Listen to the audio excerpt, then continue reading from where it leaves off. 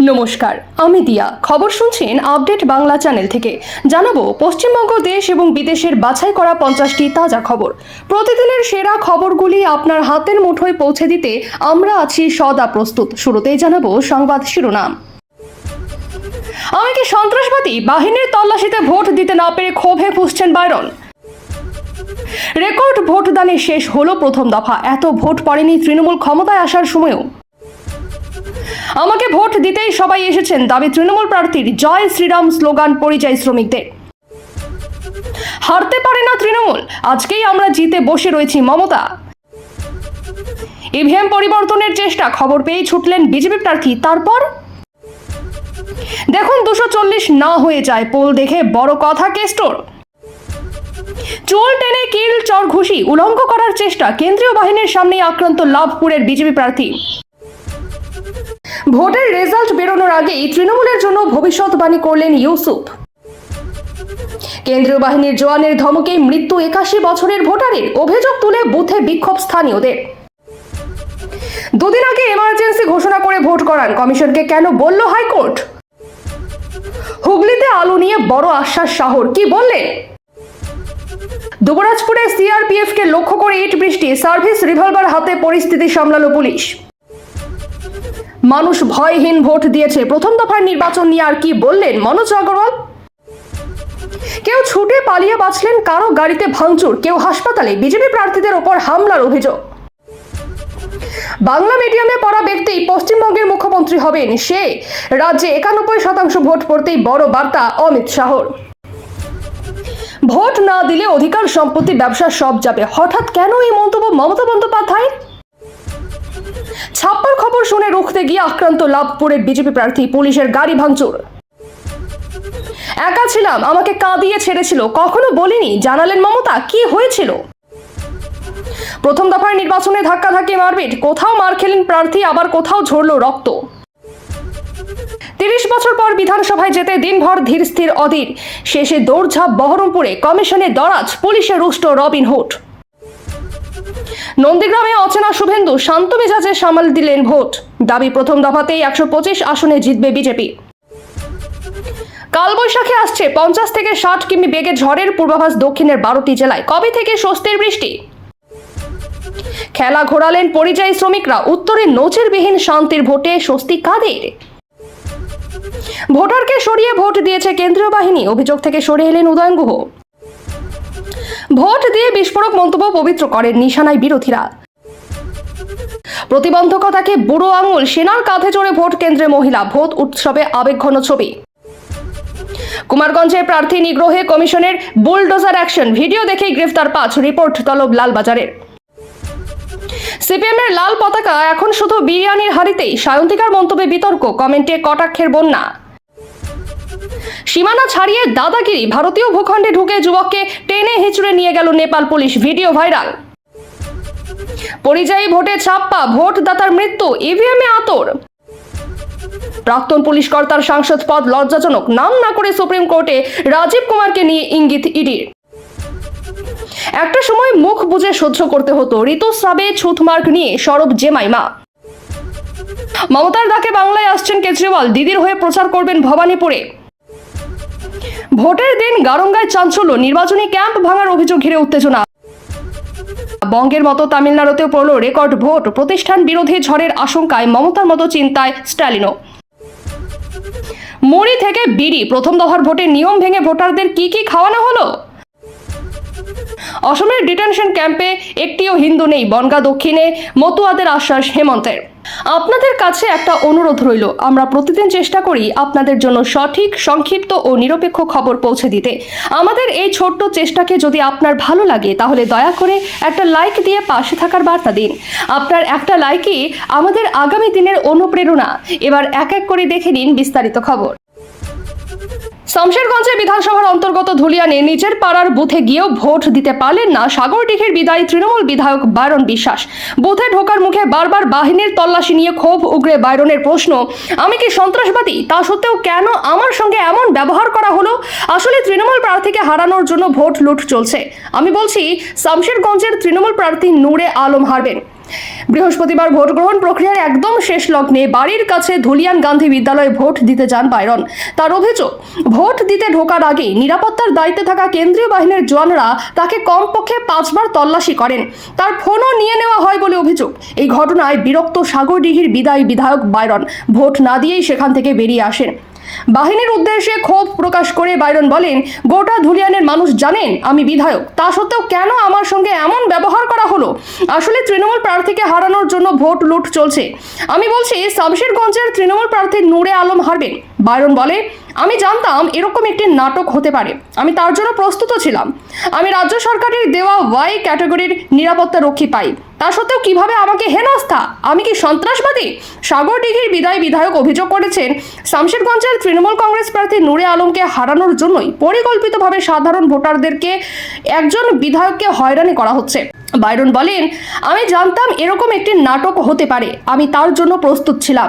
আমি রাজ্য সরকারের দেওয়া ওয়াই ক্যাটাগরির নিরাপত্তা রক্ষী পাই, তা সত্ত্বেও কিভাবে আমাকে হেনস্থা? আমি কি সন্ত্রাসবাদী? বাইরনকে বেসুরো শোনা গিয়েছিল, ঠিক এভাবেই নিজের মুখেই স্বীকার করেছিলেন তিনি বিশ্বাসঘাতকতা করেছেন। রাজনীতির ময়দানে কংগ্রেস নেতা অধীর চৌধুরীকে নিজের গুরু বলেও স্বীকার করেছিলেন। এর মধ্যে বৃহস্পতিবার প্রথম দফার ভোটে নিজের শামশেরগঞ্জের ভোটার হিসেবে ভোটই দিতে না পারায় কমিশনের বিরুদ্ধে পরিকল্পিত চক্রান্তের অভিযোগে সরব বাইরন বিশ্বাস। প্রথম দফা ভোট যে প্রায় শেষ, এই কথা বলাই যায়। ঘড়িতে প্রায় 8টা বাজতে যাচ্ছে। কয়েকটা জায়গায় এখনো ভোটের লাইনে দাঁড়িয়ে রয়েছেন মানুষ। তবে 2026 সালের নির্বাচন বিভিন্ন দিক থেকেই নজির হয়ে রইল। হিসেব বলছে অন্যান্য বারের তুলনায় এবার 10% বেশি ভোট পড়েছে। যে বছর বামফ্রন্টকে সরিয়ে তৃণমূল ক্ষমতায় এসেছিল, অর্থাৎ 2011 সালে ভোট পড়েছিল 84%। 2016 সালে বিধানসভা নির্বাচনে ভোটের হার ছিল 82%। 2021 সালে বিধানসভা নির্বাচনে ভোট দানের হার ছিল 82%। লোকসভা নির্বাচনে ভোট দানের হার ছিল 79%-এর বেশি। সুতরাং এই কথা বলাই যায়, এই বছর বিধানসভা নির্বাচনের প্রথম দফার ভোটের হার দেখলেই বোঝা যায় এবার রেকর্ড সংখ্যক মানুষ নির্বাচনে অংশ নিয়েছেন। এরপরে 29 এপ্রিল দ্বিতীয় দফার ভোট। সবার নজর এখন দ্বিতীয় দফার দিকেই। রেকর্ড ভোট প্রথম দফায়। এসআইআর এর পর প্রথম দফায় ভোট পড়ল রেকর্ড 91%। সঠিক অঙ্কটা তুলে ধরলে সেখানে দেখা যাচ্ছে সন্ধ্যে 6টা পর্যন্ত ভোটদানে অংশগ্রহণ করেছেন 91.99% মানুষ। সন্ধ্যে 6টার পরে নির্বাচন কমিশন যে হিসেব দিয়েছে সেখানে দেখা যাচ্ছে এই বছর রেকর্ড সংখ্যক মানুষ নির্বাচনে অংশগ্রহণ করলেন। নির্বাচনের আগের থেকেই অবশ্য এই আভাস পাওয়া যাচ্ছিল যে এবার প্রচুর মানুষ ভোটে অংশগ্রহণ করতে চলেছেন। কেবলমাত্র ভোট দেওয়ার জন্য দলে দলে বাড়ি ফিরছিলেন পরিযায়ী শ্রমিকেরা। হিসেব বলছে সন্ধ্যা 6টার হিসেব অনুযায়ী আলিপুরদুয়ারে 90.76% মানুষ ভোট দিয়েছেন। বাঁকুড়ায় সন্ধ্যা 6টা পর্যন্ত ভোট দিয়েছেন 91.53% মানুষ। বীরভূমে ভোট দিয়েছেন 93.85% মানুষ। কোচবিহারে ভোট দিয়েছেন 94.71% মানুষ। সন্ধ্যা 6টা পর্যন্ত দক্ষিণ দিনাজপুরে ভোট দিয়েছেন 94.95% মানুষ। তুলনায় দার্জিলিংয়ের মানুষের ভোটদানের হার কম। সন্ধ্যে 6টা পর্যন্ত এখানে ভোট পড়েছে 88.18%। দলে দলে পরিযায়ী শ্রমিকরা ভোট দিতে এসেছেন। বৃহস্পতিবার সকাল থেকেই বুথে বুথে ভোটারদের লম্বা লাইন। পরিযায়ী শ্রমিকদের ভোট কাদের পক্ষে যাবে তা নিয়ে কাটাছেঁড়া করছে রাজনৈতিক দলগুলি। এরই মধ্যে এদিন মালদহের হরিশ্চন্দ্রপুরের তৃণমূল প্রার্থী মতিবুর রহমান দাবি করেন পরিযায়ী শ্রমিকরা তাকে ভোট দিতেই এসেছেন। পরিযায়ী শ্রমিকদের 95% ভোট তিনি পাবেন বলে দাবি করেন। তৃণমূল প্রার্থী যখন এই দাবি করেছেন তখন কিছুটা দূরে দাঁড়িয়েই জয় শ্রীরাম স্লোগান দিলেন পরিযায়ী শ্রমিকরা। এদিন প্রথম দফায় মালদহের 12টি আসনেও ভোট গ্রহণ হয়েছে। হরিশ্চন্দ্রপুরের তৃণমূল প্রার্থী মতিবুর রহমান নিজেও একসময় পরিযায়ী শ্রমিক ছিলেন, এখন বিত্তশালী ব্যবসায়ী। এদিন বিভিন্ন ভোট গ্রহণ কেন্দ্র ঘুরে দেখেন তিনি। তারই ফাঁকে TV9 বাংলাকে বলেন তিনি নিজে পরিযায়ী শ্রমিক ছিলেন, তাই তাকে ভোট দিতেই এসেছেন পরিযায়ী শ্রমিকরা। কি বললেন তৃণমূল প্রার্থী? ভিন রাজ্যে পরিযায়ী শ্রমিকদের উপর নির্যাতনের অভিযোগ নিয়ে হরিশ্চন্দ্রপুরের তৃণমূল প্রার্থী প্রথমে বলেন বাংলা ছাড়া অন্য রাজ্যে পরিযায়ী শ্রমিকরা আক্রান্ত হচ্ছেন, কিন্তু যখন উত্তরপ্রদেশ নিয়ে প্রশ্ন করা হয় প্রথমে কিছু বলতে চাননি তৃণমূল প্রার্থী। উত্তরপ্রদেশ সহ বিভিন্ন রাজ্যে এখন তার ব্যবসা রয়েছে। প্রথমে তিনি বলেন উত্তরপ্রদেশে কি হয়েছে জানি না, আমার উপর কিছু হয়নি। তারপরে বললেন সব রাজ্যেই হামলা হয়। আমরা আবার এমনও বললেন আমি নিউজ কম দেখি। প্রথম দফায় রেকর্ড ভোটদান। এই ভোট কাদের পক্ষে যাবে তা নিয়ে চুলচেরা বিশ্লেষণ শুরু হয়েছে। তবে বৃহস্পতিবার 152টি আসনে ভোট গ্রহণের পর মুখ্যমন্ত্রী তথা তৃণমূল সুপ্রিমো মমতা বন্দ্যোপাধ্যায় বলে দিলেন আজকেই আমরা জিতে বসে রয়েছি। বিজেপির বিরুদ্ধে মিথ্যা প্রচার চালানোর অভিযোগ করে কমিশনকেও আক্রমণ করেন তৃণমূল সুপ্রিমো। এদিন প্রথম দফায় রাজ্যের 16টি জেলায় 152টি আসনে ভোট গ্রহণ হয়েছে। ভোট পড়েছে 90%-এরও বেশি। প্রথম দফায় ভোট গ্রহণের পর এদিন সন্ধ্যায় যাদবপুর যুব সংঘ ময়দানে জনসভা থেকে বিধানসভার ফল নিয়ে মমতা বলেন, হারতে পারে না তৃণমূল, আজকেই আমরা জিতে বসে রয়েছি, এরপর দুর্মুষ করব যাতে বাংলাকে অসম্মান না করতে পারে। এসআইআর নিয়ে কমিশন ও বিজেপিকে নিশানা করে তৃণমূল সুপ্রিমো বলেন, 90 লক্ষ লোকের নাম কেটেছো, তা সত্ত্বেও যারা ভোট দিতেন না তারাও আজ রাস্তায় নেমেছেন, আর ওই ভোটে আমরাই জিতবো, অন্য কেউ নয়। আমি বলি 4 তারিখের রেজাল্ট বেরোলে বুঝবে, দেখবে জ্বলবে আর লুচির মতো ফুলবে। এখন আমার লড়াই বিজেপির বিরুদ্ধে। এদিন যাদবপুর সভা থেকে মমতা বলেন, যখন বিরোধী দলে ছিলাম তখন লড়াইটা ছিল সিপিএম এর বিরুদ্ধে, এখন আমার লড়াই বিজেপির বিরুদ্ধে। একটাও টাকা দেয় না, জিএসটির নামে যা ইচ্ছে তাই করছে। মহিলাদের নিরাপত্তা নিয়ে বিজেপিকে নিশানা করে তৃণমূল সুপ্রিমো বলেন, কি মা বোনেরা, আপনারা রাস্তায় বেরোতে পারেন না? উত্তরপ্রদেশে হলে পারতেন, বিহারে হলে পারতেন। ভোটের ফলাফল ঘোষণার সকালে বিজেপি জিতছে বলে মিথ্যা প্রচার করা হতে পারে বলে তৃণমূল কর্মীদের সতর্ক করলেন মমতা। প্রথম দফার নির্বাচন শেষ, রেকর্ড হারে ভোটদান হয়েছে বঙ্গে। 2011কেও ছাপিয়ে গিয়েছে 2026। শেষ পাওয়া খবর অনুযায়ী 91% ভোট পড়েছে প্রথম দফার নির্বাচনে। দিনভর কয়েকটি বিক্ষিপ্ত অশান্তি ছাড়া মোটের উপর ভোট শান্তিপূর্ণ, এমনই দাবি করছে নির্বাচন কমিশন। তবে ভোট শেষের পর ইভিএম পরিবর্তনের অভিযোগ উঠল পশ্চিম পাঁশকুড়া বিধানসভায়। পশ্চিম পাঁশকুড়া বিধানসভা বিজেপি প্রার্থী সিন্টু সেনাপতি তিনি অভিযোগ করেন, তার বিধানসভার ইভিএম পরিবর্তনের চেষ্টা করা হচ্ছে। সিল করা ইভিএম মেশিন সহ ভোটকর্মীদের হরিনারায়ণ চক স্কুলে যাওয়ার কথা ছিল, কিন্তু সেখানে না গিয়ে অন্যত্র যাওয়ার অভিযোগ। খবর পেয়ে ঘটনাস্থলে পৌঁছন বিজেপি প্রার্থী, প্রিসাইডিং অফিসার সহ ভোটকর্মীদের সঙ্গে কথা বলেন। কেন স্কুলে না গিয়ে অন্যত্র নিয়ে আসা হয় ইভিএম, সেই নিয়ে প্রশ্ন তোলেন তিনি। এরপরে দুই তরফে তর্ক বিতর্ক শুরু হয়, বচসায় জড়িয়ে পড়েন তারা। ঘটনাস্থলে পৌঁছয় পুলিশ, কেন্দ্রীয় বাহিনীর জওয়ানরাও ঘটনাস্থলে ছিলেন। তাদের কাছে অভিযোগ করেন বিজেপি প্রার্থী, কিভাবে ইভিএম নির্দিষ্ট জায়গায় না পৌঁছে অন্য জায়গায় এলো তা খতিয়ে দেখছে পুলিশ।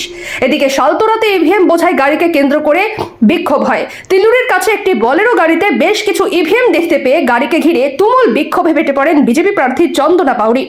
নিজের সামাজিক মাধ্যম অ্যাকাউন্ট থেকে গোটা ঘটনার লাইভ করেন তিনি। গাড়িতে ইভিএম ছাড়াও তৃণমূলের বেশ কিছু পতাকা ছিল বলে দাবি তার। তৃণমূলকে সুবিধা পাইয়ে দিতে বুথে ভোট হওয়া ইভিএম বদল করে রিসিভিং সেন্টারে জমা করার উদ্দেশ্যে ওই গাড়িতে করে ইভিএম নিয়ে যাওয়া হচ্ছিল বলে অভিযোগ তুলেছেন। বাংলার ভোটের সর্বকালীন রেকর্ড, 2011 সালের রেকর্ডও ভেঙে দিল 2026। শেষ পাওয়া আপডেটে জানা যাচ্ছে, সন্ধ্যা পর্যন্ত ভোট পড়েছে 91%-এরও বেশি। সেখানে 2011 সালের অঙ্কটা ছিল 84.33%, যা স্বাধীনতার পর থেকে রাজ্যে ছিল সর্বোচ্চ ভোট। এবার যেন সব হিসাব ওলট পালট হয়ে গেল, আর তাতেই যেন আত্মবিশ্বাসটা আরও বেড়ে গেল অনুব্রত মণ্ডলের। সাফ বললেন, এই ধরনের পোল আমি জীবনেও দেখিনি। সোজা কথায় ভোটের আগেও করেছিলেন, প্রথম দফার ভোটের পরেও করলেন একই দাবি। 240 ছুঁই ছুঁই হবে তৃণমূলের প্রাপ্ত আসন সংখ্যা। ফের একবার সুর চড়ালেন এসআইআর নিয়ে, বললেন অন্যায়ভাবে বয়স্ক মানুষদের এসআইআর এর লাইনে দাঁড় করিয়েছিল। এসআইআর এ মানুষকে যা বেগ দিয়েছে তা এবারের ভোটে আল্লাহ ঈশ্বর বিচার করে দেবে। এদিকে প্রথম দফার ভোটের মাঝেই বাংলায় এসে ফের একবার তৃণমূলের বিরুদ্ধে সুর চড়িয়েছেন প্রধানমন্ত্রী নরেন্দ্র মোদী। সাফ বলছেন, এটাই প্রথম এমন নির্বাচন যা গত 50 বছরের রেকর্ড ভেঙে দিচ্ছে। অনুব্রত মণ্ডল যদিও বলছেন, এবারে ভোটের ফলে তৃণমূলের জন্য কোনো চাপ হবে না। এই ধরনের পোল আমি জীবনেও দেখিনি। আগে বলেছিলাম 230 থেকে 235, কিন্তু এই পোল হবে আশা করিনি। তা দেখেই মনে হচ্ছে 240 না হয়ে যায়।